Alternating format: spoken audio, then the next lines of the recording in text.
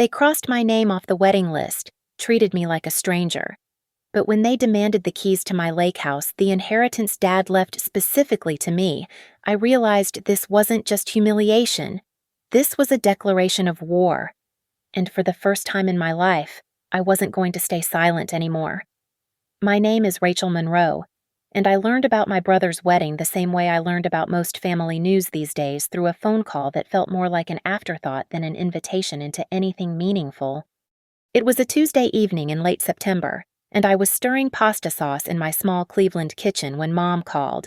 The enthusiasm in her voice should have been my first warning. "Rachel, honey, I have the most wonderful news. Ethan got married this weekend." I stopped stirring. The wooden spoon hung suspended in the red sauce, and for a moment, I thought I'd misheard. Married when? Saturday. Oh, it was beautiful, dear. Small ceremony, very intimate. You know how Ethan is about keeping things private. Private. The word sat heavy in my chest like a stone dropping into still water. I set the spoon down carefully, my hand trembling just slightly. I wasn't invited. Well, you know how it is with destination weddings, sweetheart. The guest list had to be so selective. Destination wedding, as if my brother had eloped to some exotic island instead of whatever country club in suburban Columbus had probably hosted this intimate affair. I could picture it perfectly, Mom in her navy blue dress that she saved for special occasions, dabbing at her eyes with a lace handkerchief, telling everyone about her precious son and his beautiful new wife. Who did he marry? I managed to ask, though my voice sounded strange and distant, even to myself. Camille Davidson. You remember the Davidsons, don't you? From the tennis club her father owns that lovely real estate company downtown? I didn't remember the Davidsons, but I nodded anyway, even though Mom couldn't see me. The silence stretched between us, filled with all the things neither of us was saying. Finally. Mom cleared her throat with that particular sound she made when she was about to ask for something. Actually, dear, that's partly why I'm calling. Ethan and Camille are planning their honeymoon, and we were wondering, well, hoping, really, that you might let them use the lake house for a week or two. You know how special that place is, and it would mean so much to them to start their marriage somewhere meaningful. The lake house, of course. I closed my eyes and gripped the counter edge. The audacity was breathtaking, really. Cut me out of the wedding entirely. Then call asking for the one thing Dad had left specifically to me, the one place that was mine and mine alone. Rachel, are you there, honey? I'm here. My voice came out flat, controlled. Years of practice had taught me how to swallow rage until it became something manageable, something that wouldn't embarrass anyone or cause a scene. So, what do you think I know they'd be so grateful? Camille has never seen Lake Erie, and you know how gorgeous it is this time of year with the leaves changing. What I thought was that my 32-year-old brother had once again managed to get exactly what he wanted without having to ask for it himself. What I thought was that Mom had probably promised him the lake house before she'd even called me. The same way she'd probably promised him I wouldn't make a fuss about not being invited to his wedding. What I thought was that I was tired, bone-deep, soul-crushing tired of being the family member who could be counted on to quietly absorb whatever hurt was convenient for everyone else. When would they want to go? I heard myself ask. Oh, probably next week sometime.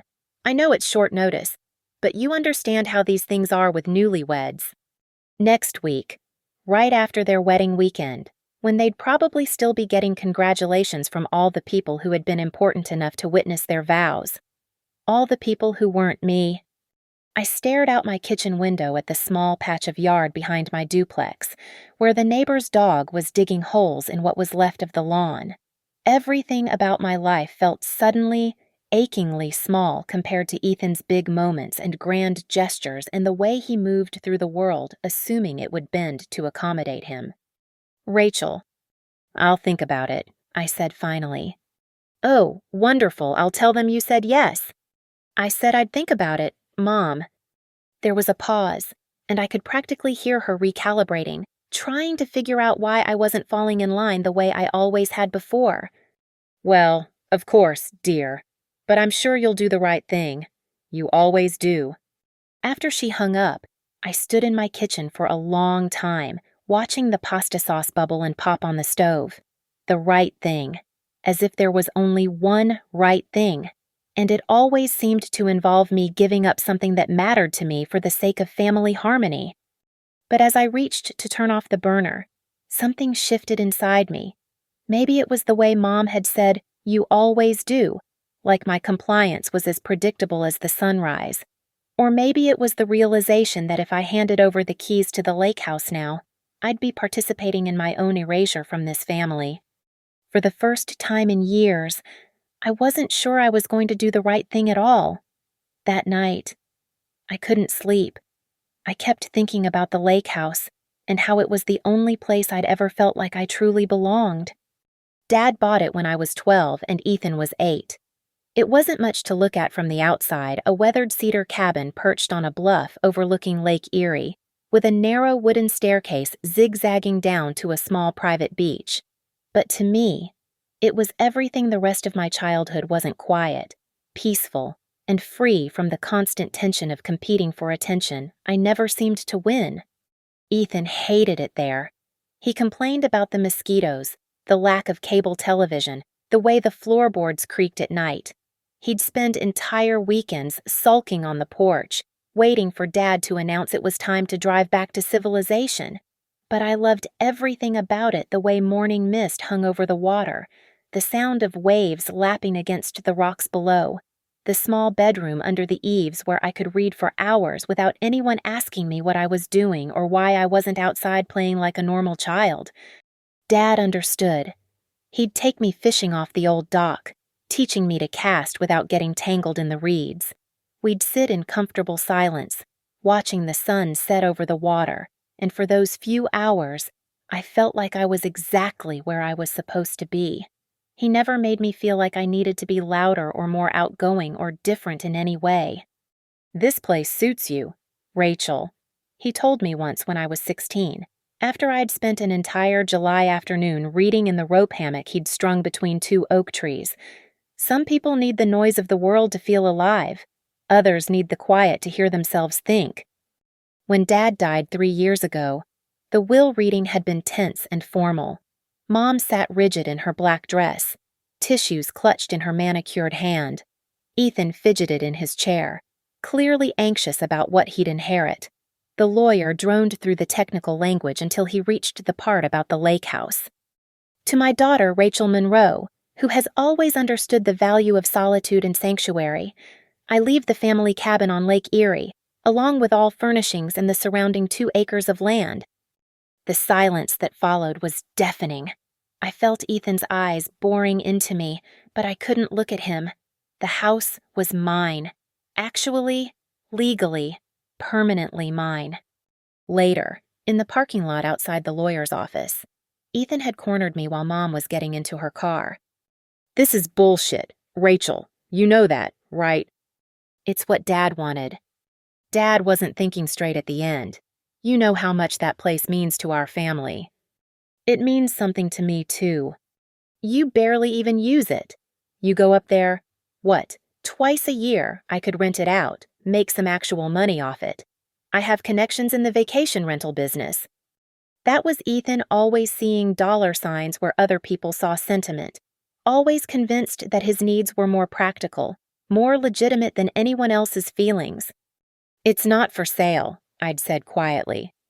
"I'm not talking about selling it. I'm talking about being smart about it, making it work for the family instead of just sitting there empty most of the time." But I knew what he meant. If I let him turn it into a rental property, it would stop being the quiet refuge Dad had intended it to be. It would become just another business venture, another way for Ethan to prove how much more enterprising he was than his boring older sister who worked as a medical technician and lived alone in a duplex. Mom had avoided the subject for months after the funeral, but I could tell she agreed with Ethan. She'd make little comments about how expensive it must be to maintain a second property, how nice it would be if the whole family could enjoy it more often, but Dad's will had been ironclad.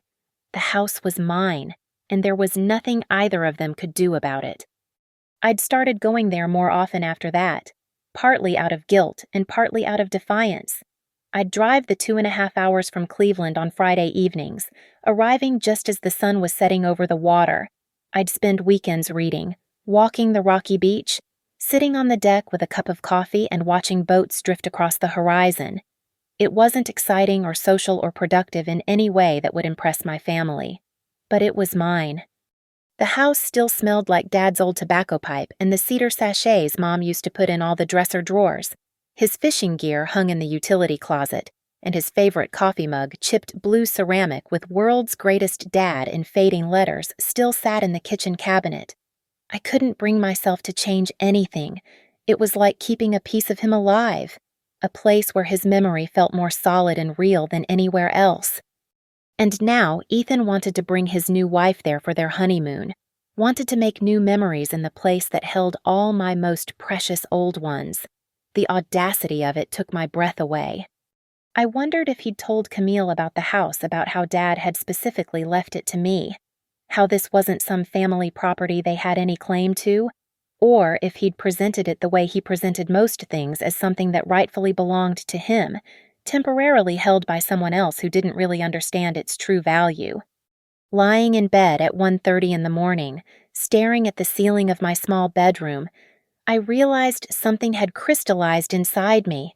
The lake house wasn't just a building or a piece of real estate.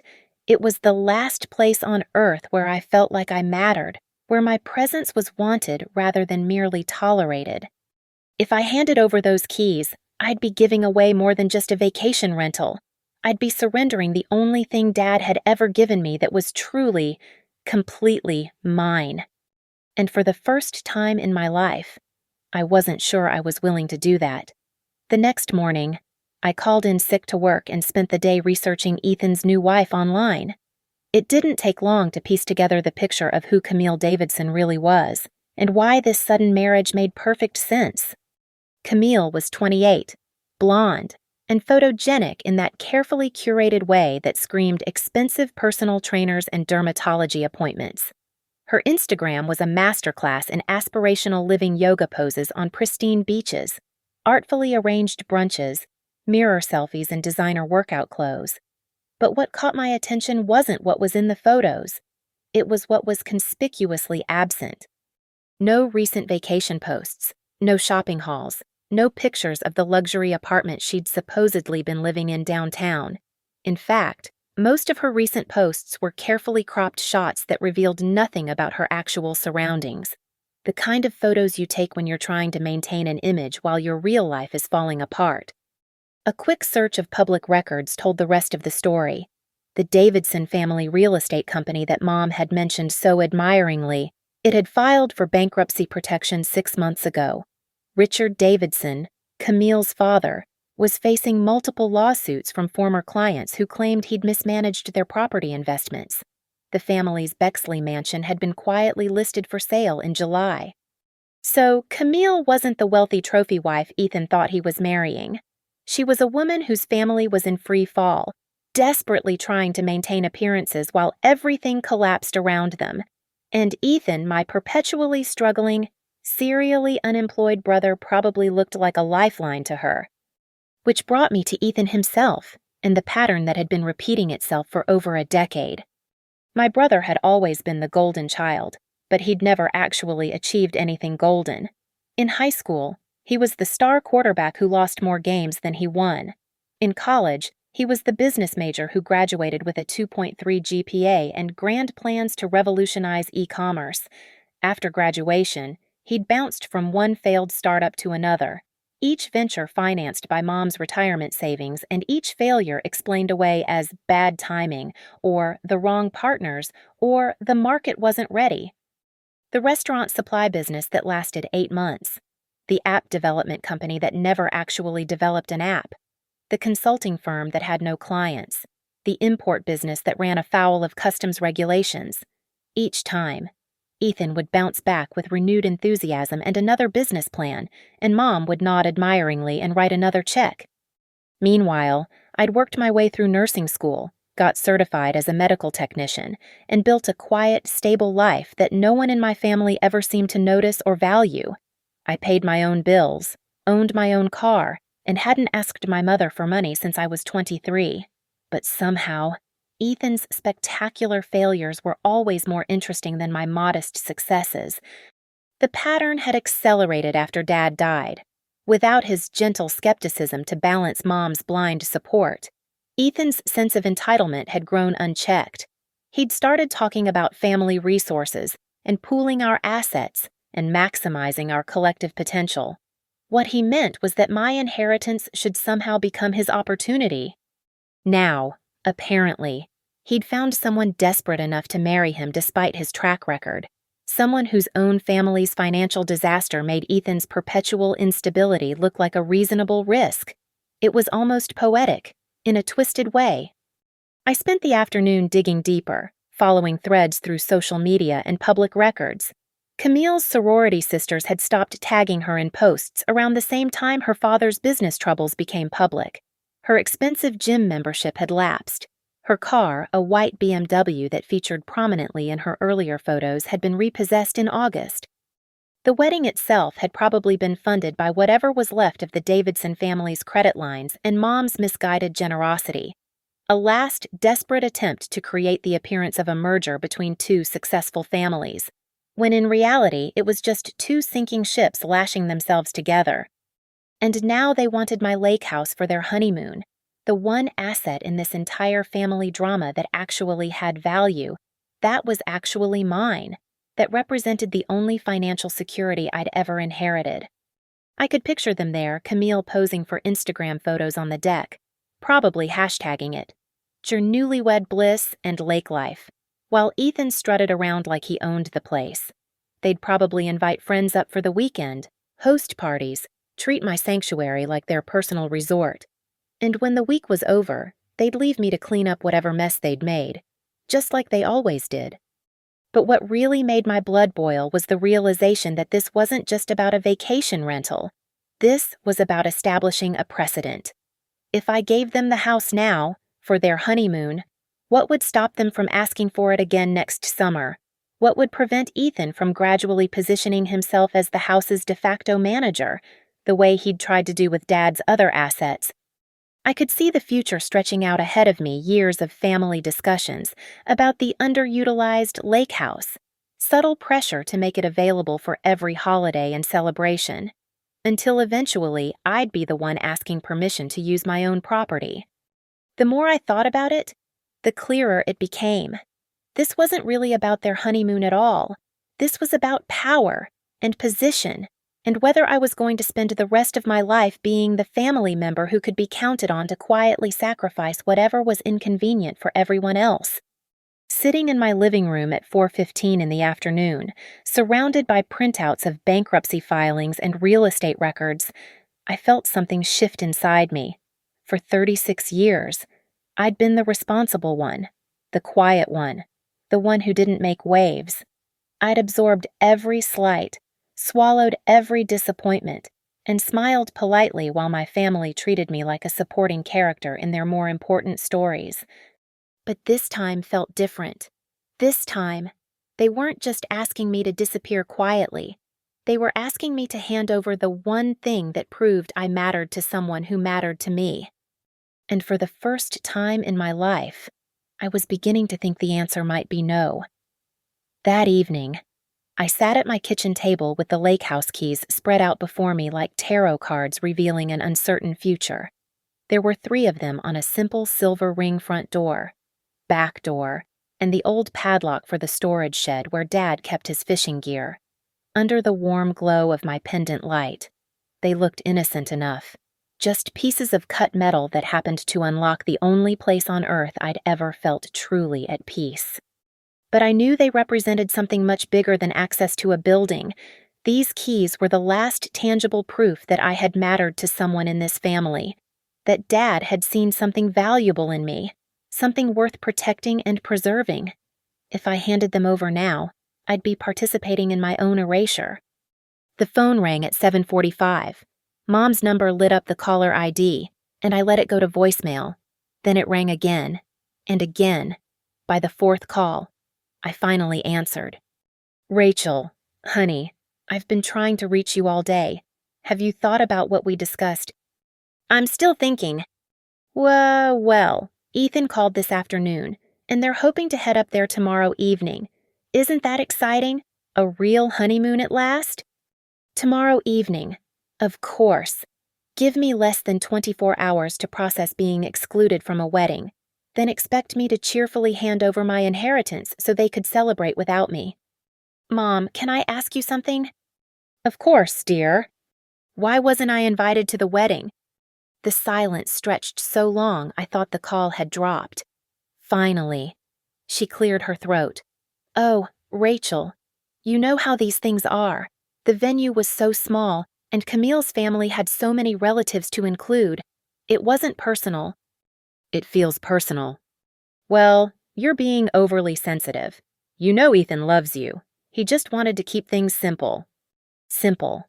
As if my presence would have complicated their perfect day somehow. As if having his only sister there would have disrupted the carefully curated guest list of people who actually mattered. Did he ask you to call me about the lake house, or did you offer... Another pause. What difference does that make? It makes a difference to me. Rachel, I don't understand why you're being so difficult about this. It's just a house. Family should help family. Just a house. The dismissal hit me like a physical blow. To her, the place that held all my best memories with Dad was just an inconvenient obstacle to her son's happiness. It's not just a house to me, Mom. Well, maybe that's the problem. Maybe you're too attached to material things. Your father wouldn't have wanted you to be selfish with his memory. The manipulation was so smooth, so practiced, that I almost fell for it. Almost started apologizing for having feelings, for wanting to keep the one thing Dad had specifically given me. But something held me back. Maybe it was the way she'd said material things, as if Dad's love and intention could be reduced to mere possession. Well, what did Ethan tell you about his finances? I asked suddenly. What do you mean? I mean, how is he planning to support a wife last I heard? His consulting business wasn't exactly thriving. That's not really any of your concern. Is it? He's doing very well. Thank you very much. Camille's family has been very impressed with his business acumen. Camille's family, who were facing bankruptcy and foreclosure, impressed with Ethan's business acumen, which had produced nothing but debt and failure for over a decade. The delusion was breathtaking. Mom, have you actually looked into... Rachel Monroe, I don't like this tone you're taking. Ethan is your brother, and he's just married a lovely girl from a good family. The least you can do is be happy for them instead of interrogating me like some kind of detective.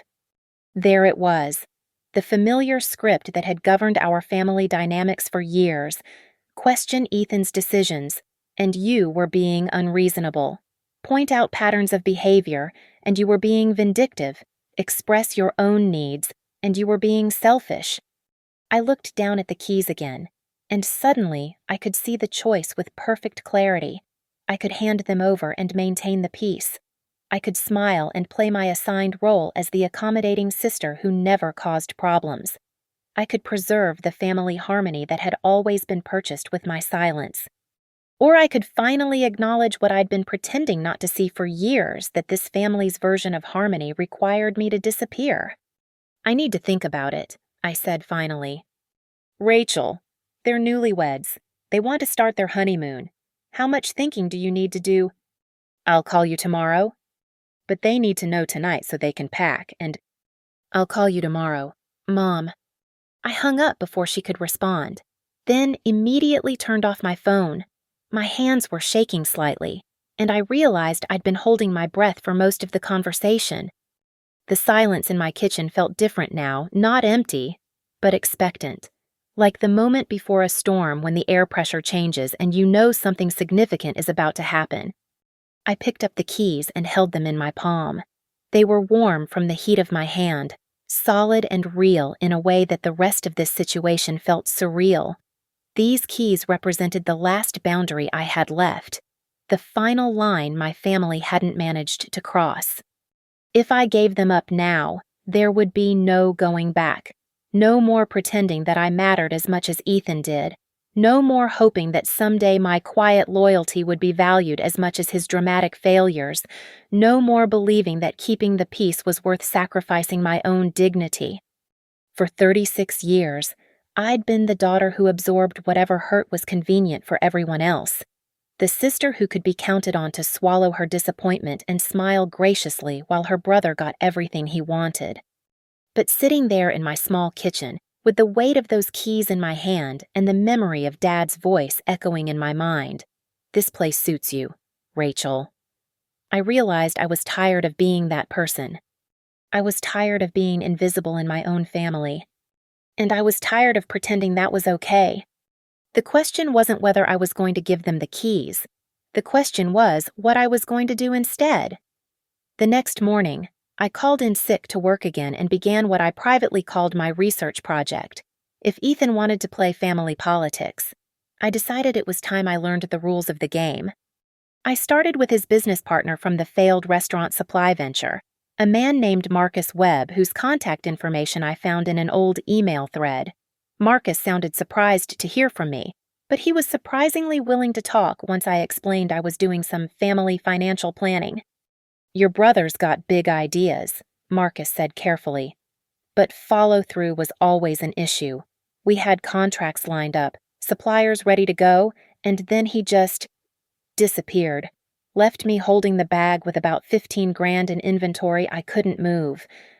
"Did he ever pay you back?" A bitter laugh. "Rachel, your brother owes money to half the small business community in Columbus. He's got a gift for making people believe in his vision, but when it comes time to do the actual work..." Marcus trailed off. "I don't like speaking ill of family, but you asked." I thanked him and moved on to the next name on my list. By noon, I'd spoken to 7 different people who'd had business dealings with Ethan over the past 5 years. The pattern was always the same: initial enthusiasm, grand promises, then radio silence when things got difficult. One woman, Sarah Kim, who'd invested in his app development company, told me she'd had to take out a second mortgage on her house to cover the losses. "I kept thinking he'd come through," she said sadly. "He was so confident, so sure this was going to be the next big thing. I trusted him because he was someone's brother, someone's son. I thought that meant something." The deeper I dug, the clearer the picture became. Ethan wasn't just unreliable, he was systematically destructive. He'd burned through other people's money and walked away from the wreckage without a backward glance, leaving a trail of broken partnerships and bitter creditors. After lunch, I moved on to public records. Court filings were a goldmine of information. 3 different breach of contract lawsuits in the past 2 years, all settled out of court for undisclosed amounts. A garnishment order from last spring that had been mysteriously withdrawn. Multiple business licenses that had been revoked for failure to pay taxes. The most recent filing was dated just 6 weeks ago, a lawsuit from his former landlord claiming 18 months of unpaid rent on office space. The amount being sought was $27,000. I sat back in my chair, staring at the screen. No wonder he'd gotten married so quickly. Camille wasn't just a trophy wife, she was a potential escape route. Her family might be sinking, but they probably still had enough credit left to float him for a while, and if that didn't work out, well, there was always family to fall back on. Family like his sister with the valuable lake house. Around 3 o'clock, I decided to take a different approach. I looked up Camille's college roommate, a girl named Jennifer whose tagged photos had been all over Camille's Instagram until recently. It took some creative searching, but I found her working at a marketing firm in Cincinnati. Jennifer was cautious at first, but when I explained I was planning a surprise for the newlyweds, she opened up. "Honestly, I'm just glad Camille found someone," she said. "The past year has been really hard for her family. Her dad made some bad investments, and they lost almost everything. Camille had to move back home, give up her apartment, the whole thing. She was really depressed about it." "How did she meet my brother?" "Through some business networking event. I think he was very persistent. Called her every day, sent flowers, the whole romantic pursuit thing. She wasn't that interested at first, but he kind of wore her down. And honestly, after everything that happened with her family, I think she was just ready for someone to take care of her. Someone to take care of her, using what money? Exactly what resources? The picture was becoming clearer by the hour. By 4:30, I had a stack of printed documents 6 inches thick, business registrations, court filings, bankruptcy notices, even some newspaper clippings about failed ventures. It was a comprehensive record of financial irresponsibility spanning nearly a decade. But the real revelation came when I searched for recent property records. Ethan had been evicted from his apartment 3 months ago. Since then, his official address had been listed as Mom's house. My 32-year-old brother was living with our mother, unmarried and unemployed, when he'd convinced a desperate woman to marry him. And now they wanted to spend their honeymoon in my house, probably because they literally had nowhere else to go. The pieces clicked into place with sickening clarity. This wasn't just about a romantic getaway. This was about finding somewhere to hide while they figured out their next move. Somewhere free, comfortable, and far enough from Columbus that their creditors wouldn't think to look. I was still processing this information when my phone buzzed with a text from Mom. Ethan says they can be flexible on dates if this week doesn't work. Just need to know your plans for the house. Flexible on dates, as if this was a scheduling issue rather than a fundamental question about respect and boundaries. I stared at the message for a long time, then at the stack of documents on my desk. All the evidence of Ethan's failures, all the proof of his pattern of using people and walking away when things got complicated.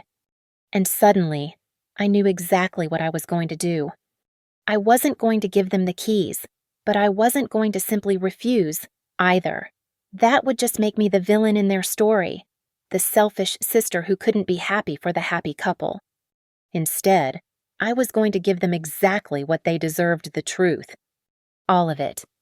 I opened my laptop and began typing a response, but not to Mom. This message was going to be much more comprehensive, and it was going to have a much wider audience. It was time my brother learned that actions have consequences, and it was time his new wife learned exactly what kind of man she'd married. The game had rules. All right, but two could play. I spent the next 3 days crafting what I privately thought of as my masterpiece. It wasn't going to be some angry rant or bitter accusation. It was going to be a gift, a beautiful, carefully curated collection of truth, presented with all the love and attention a devoted sister could muster. First, I organized all the documents I'd gathered into a coherent timeline. Court filings arranged chronologically, business registration papers paired with bankruptcy notices, eviction notices filed alongside incorporation documents. Each failure documented in meticulous detail, complete with dates, amounts, and legal case numbers. I created a comprehensive portfolio that told the story of Ethan's adult life in black and white facts that couldn't be spun or explained away.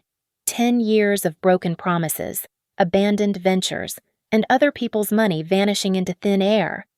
The restaurant supply business that had lasted exactly 7 months and left 3 employees without final paychecks. The consulting firm that had taken advance payments from clients for services never delivered. The import company that had folded overnight, leaving a warehouse full of inventory that creditors eventually seized. Each section was meticulously organized with clear headers and supporting documentation.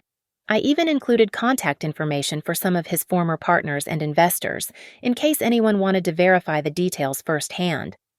But the real elegance was in the presentation. I drove to an upscale printing shop and had everything bound in a beautiful leather portfolio with gold embossing, the kind of presentation folder you might use for an important business proposal or investment opportunity. While I was there, I also ordered a matching gift box cream-colored with satin ribbon, the sort of elegant packaging you'd expect for wedding china or crystal stemware, something that would look perfectly appropriate sitting among other wedding gifts.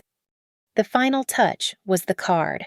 I spent over an hour at the stationery store, reading through dozens of options before I found the perfect one.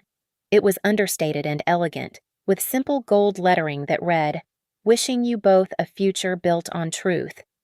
Inside, I wrote, Dear Ethan and Camille, congratulations on your marriage. As you begin this new chapter together, I wanted to make sure you both have complete information about your shared financial future. Knowledge is power, and every partnership deserves to be built on a foundation of absolute honesty. I've included some documentation that should help you both make informed decisions going forward. Wishing you clarity and wisdom as you navigate whatever comes next. With love and best wishes for your future together, Rachel. It was perfect. Nothing accusatory, nothing bitter, just a loving sister providing helpful information to the happy couple. I sealed everything in the gift box on Saturday morning, then drove to the post office and paid for overnight delivery to Ethan's apartment Mom's house, technically, since that was his current address according to the eviction records. The timing was flawless. They'd receive it Monday morning, giving them the entire week to absorb the contents and discuss their options. Plenty of time to process everything before they had to face the rest of the family. Sunday evening, my phone started ringing. First Mom, then Ethan, then Mom again. I let every call go to voicemail and spent the evening reading peacefully in my living room, occasionally glancing at my phone as it lit up with increasingly frantic messages. Mom's first voicemail was confused. Rachel, honey, I'm not sure what's happening, but Ethan seems very upset about something. Could you call me back? Her second was more urgent. Rachel, I need you to call me immediately. There's been some kind of misunderstanding. Ethan's voicemail was less diplomatic. What the hell is wrong with you? Call me back right now. By Monday morning, I had 17 missed calls and 12 voicemails. I listened to them all while drinking my coffee, marveling at how quickly the family dynamic had shifted. Mom's messages had evolved from confused to angry to almost pleading. Rachel, whatever this is about, we can work it out. Family doesn't do this to family. Ethan's messages had gone in the opposite direction, starting angry and becoming increasingly desperate. His final voicemail, left at 2:17 in the morning, was barely coherent. You don't understand what you've done. You've ruined everything. Camille won't even look at me. Her parents are asking questions I can't answer. Just, please, can we talk about this? I finished my coffee and drove to work like it was any other Monday. Around 10:30, my personal cell phone rang. When I saw it was Ethan, I finally answered. Good morning, I said pleasantly. Rachel. His voice was raw, like he'd been crying or shouting. We need to talk. I'm at work, Ethan. Is this urgent? Is this urgent? Are you kidding me? Camille's parents want to meet with me this afternoon. They have questions about some of the documents you sent. Oh, good. I'm glad they found the information helpful. Helpful, Rachel. You've destroyed my marriage. Camille spent all night going through that file you sent, and now she's talking about annulment. I'm sorry to hear that, but knowledge is power. Don't you think I'm sure once you both have all the facts, you can work together to address any concerns? The silence stretched so long I thought he'd hung up. Finally, he spoke again, his voice barely above a whisper. Why, just tell me why you did this. I considered the question seriously. Why had I done it? Was it revenge, justice, self-preservation? Maybe all of those things, or maybe something simpler. You asked me for the keys to Dad's house. I said finally, the house he left specifically to me. You cut me out of your wedding, then asked me to hand over the one thing that proves I mattered to someone in this family. And you expected me to say yes because you've never had to face consequences for anything in your entire life. This isn't about the house. You're right. It's not about the house. It's about respect. It's about honesty. It's about the fact that you've spent 10 years lying to people and taking their money and walking away when things get complicated. Camille deserved to know what she was marrying into. She didn't need to know everything. Yes, Ethan, she did. Another long silence. When he spoke again, his voice was different, smaller. Can you fix this? Can you call them and explain that you were upset about the wedding thing and you exaggerated some of the information? I almost laughed. Even now, facing the collapse of his carefully constructed facade, he was asking me to lie for him, to sacrifice my integrity to preserve his convenience. "No," I said simply. "I can't do that." "Rachel, please, I'm begging you." "I'm sorry, Ethan, but I'm not going to fix this for you. Some things can't be fixed. They can only be faced." I hung up and turned off my phone. For the first time in weeks, I felt completely calm. The truth was finally out there, doing what truth does best, illuminating everything that had been hidden in the shadows. And I was no longer responsible for protecting anyone from the light. The explosion came Tuesday evening. I was making dinner when my phone rang at 6:43. Mom's number flashed on the screen, and when I answered, I could hear shouting in the background before she even spoke. "Rachel Elizabeth Monroe, what have you done?" I'd never heard my mother's voice shake with that kind of rage before. In the background, I could make out Ethan's voice, loud and desperate, and what sounded like a woman crying. "I sent Ethan and Camille a wedding gift," I said calmly, stirring the pasta I had boiling on the stove. "Did they not like it?" "You know exactly what you did. Camille's parents drove down from Cincinnati this afternoon. They brought lawyers. Rachel, lawyers." I turned off the burner and leaned against my kitchen counter. Oh my, that does sound serious. Don't you dare take that tone with me. Her father is talking about fraud, about misrepresentation. They want to know how much money Ethan owes and to whom, and they're demanding financial statements going back 5 years. Well, that's certainly their right. Transparency is so important in marriage. Don't you think? The crying in the background got louder, and I heard Ethan's voice rise to match it. "You don't understand. It's not what it looks like." "Rachel," Mom's voice dropped to a whisper, like she was cupping the phone. "Camille wants an annulment. She's been married 4 days, and she wants to erase it like it never happened." "That's between them.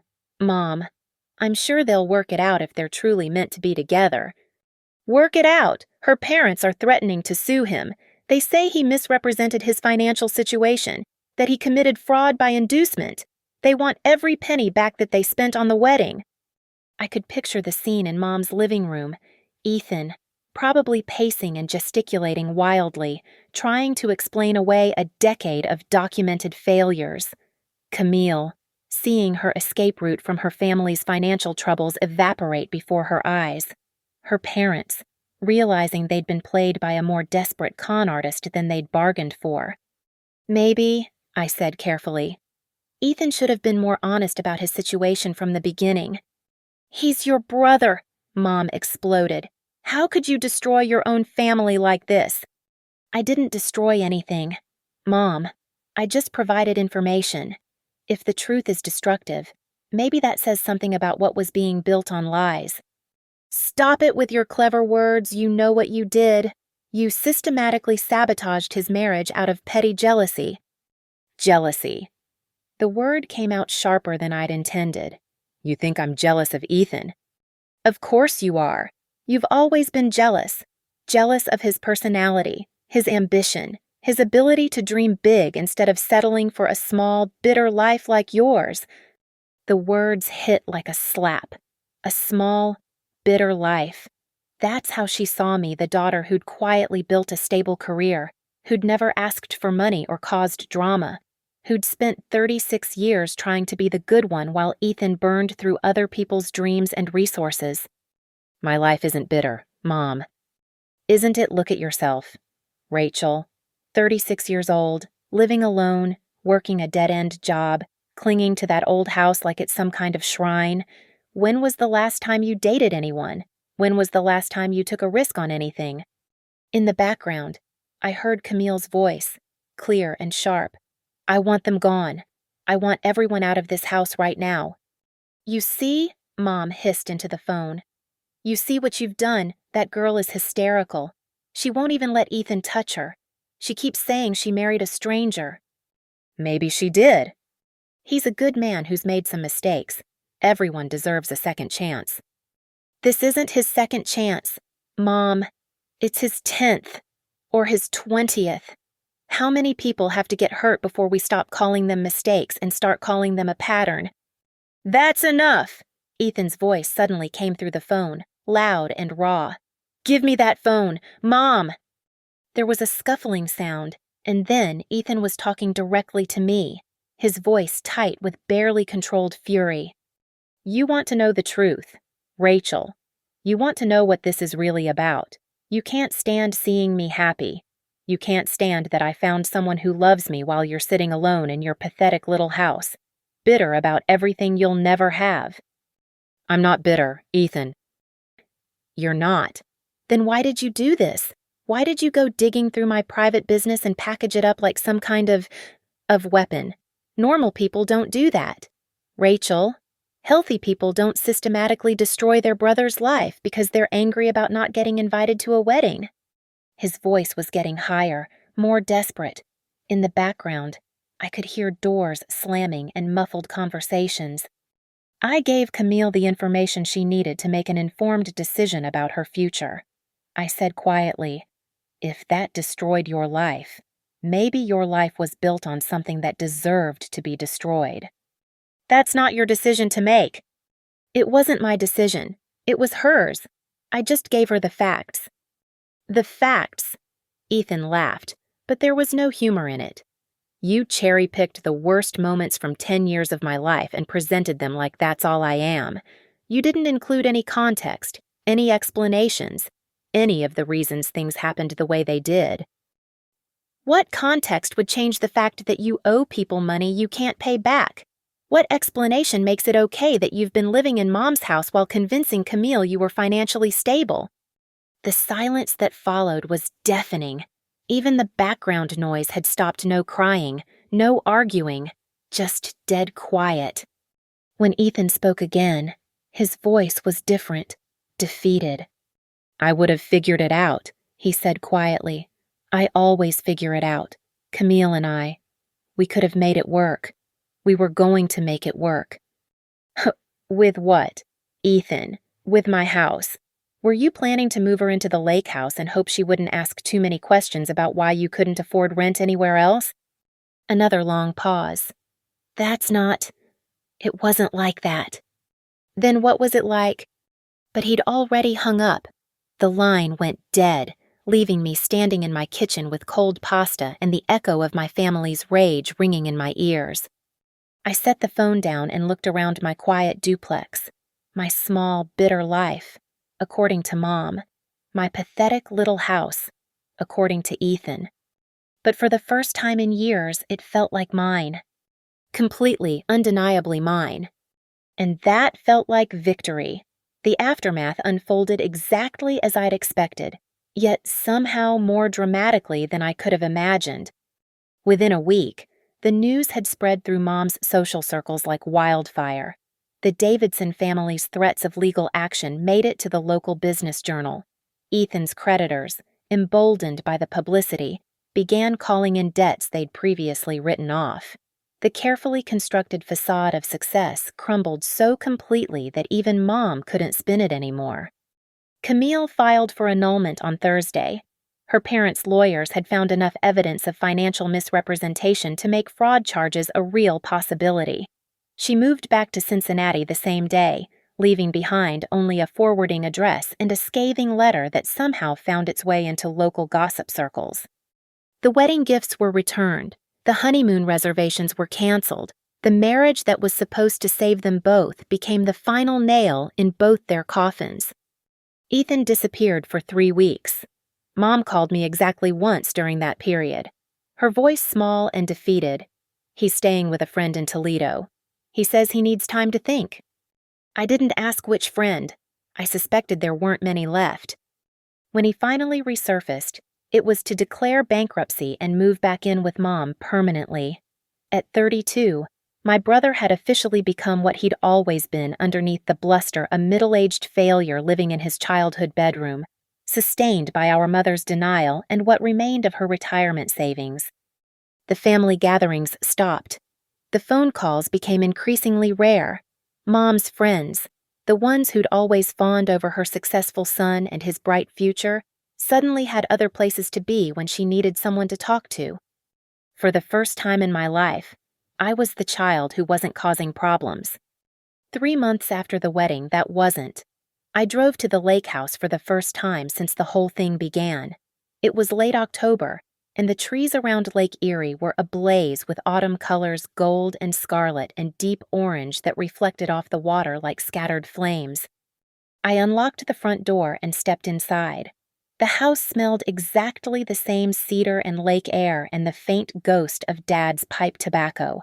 Nothing had changed because nothing had needed to change.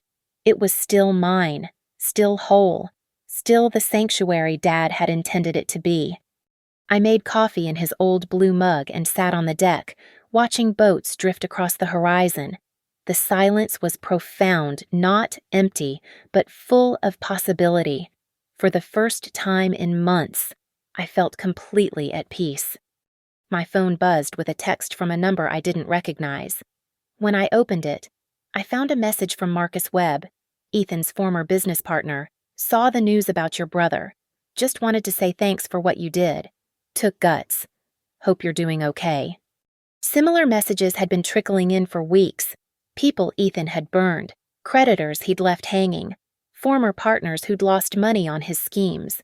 They all seemed to view me as some kind of avenging angel, though I'd never intended to be anyone's savior. I'd simply refused to be his enabler anymore. As the sun set over Lake Erie, painting the sky in shades of pink and gold, I realized something had fundamentally shifted inside me.